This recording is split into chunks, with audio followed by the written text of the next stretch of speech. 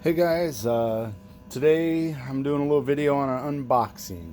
I do lots of outdoor projects and lots of hands-on stuff, and I always like to have music in the background or have some tunes, and just wanted to do a review on this JBL Flip4. Now this is my second one I've owned. My first one died after about 3 years.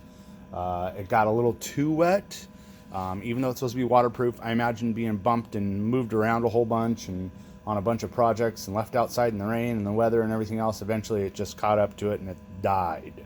So they have a new JBL Flip 5 out now. They've had it out for, I want to say, about a year. And I've heard good reviews about it. I let a friend of mine borrow my Flip 4 about a year and a half ago, and he really, really liked it.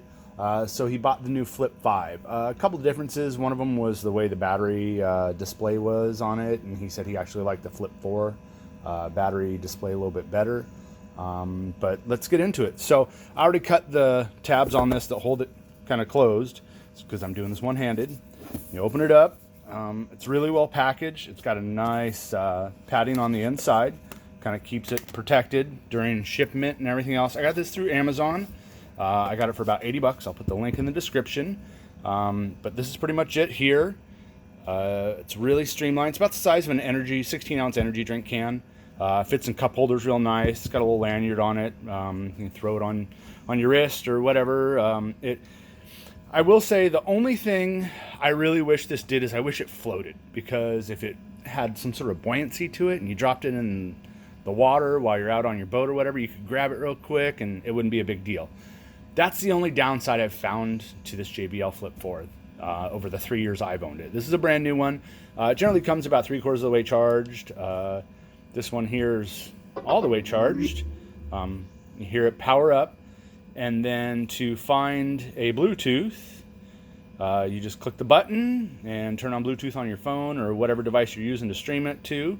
And it will, you just follow the prompts on your phone and it connects right away. It's really slick. Nice padded box. And then right inside here should be the charger cord. Open that up. Now it is just the cord. It doesn't come with an actual charger itself. But most people have plenty of those kicking around, or they have an outlet with a little USB port. I have a couple of those that I picked up through Costco. But back to the speaker. Throw the stuff out the way here.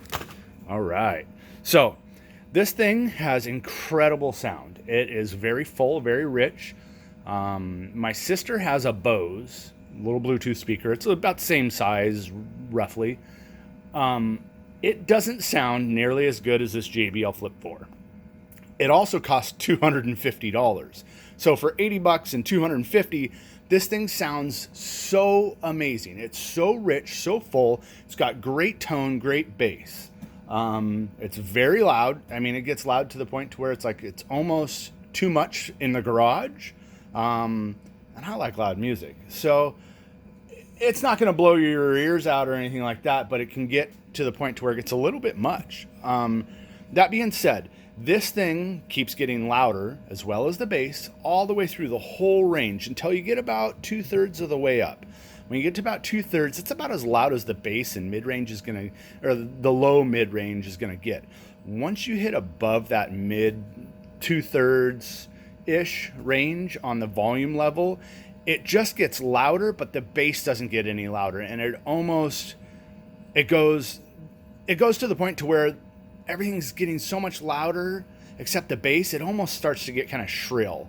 It doesn't distort. It sounds really crisp and really clean, but there's just no more bottom end to it. And it sounds real mid-rangey and nasally. But that's also at the full volume level in, say, like a garage. If you put it out on your deck and you walk 40 or 50 feet away from it and it's on full range, it sounds great. It sounds like what you'd expect it to sound like. But when you get up closer to it, within 10, 15 feet, it doesn't have that low-end richness to it anymore. But when you do have it at that 2/3 range and you're fairly nearby, it sounds incredible. And I'm telling you what, for 80 bucks, there is nothing else out there that sounds nearly as good as this that I've run across. Now, if you've come across something that sounds just as good, it's in the same size. It's the other thing I like about it. It's pretty lightweight. It's, probably a poundish in weight. And for 80 bucks, man, guys, you just can't beat this thing. It just really, really sounds great. It's really durable. I've dropped it 10, 12 feet. Maybe that's why the last one broke. I don't know. But overall, I've been really impressed with it. If you do want low end, I've played around with it and stuff and set it in a vase and set it inside our blender jar and done kinds of weird stuff like that to try and play with the acoustics on it to see how it gets. It does work sometimes, you know. My wife's got a big round vase that's tall, and it's like, wow, it really adds a lot of low end, except it gets rid of the high end, and now it sounds kind of mid-range nasally again without being shrill. But anyways, let me know what you guys think about it if you've got one, or your ups or your downs that you like about yours or don't like about yours. I'd be really interested to see what you got. Or if you've got another Bluetooth speaker, what do you guys run? What do you listen to? Let me know in the links and comments. Thanks for checking in, guys. Have a good day.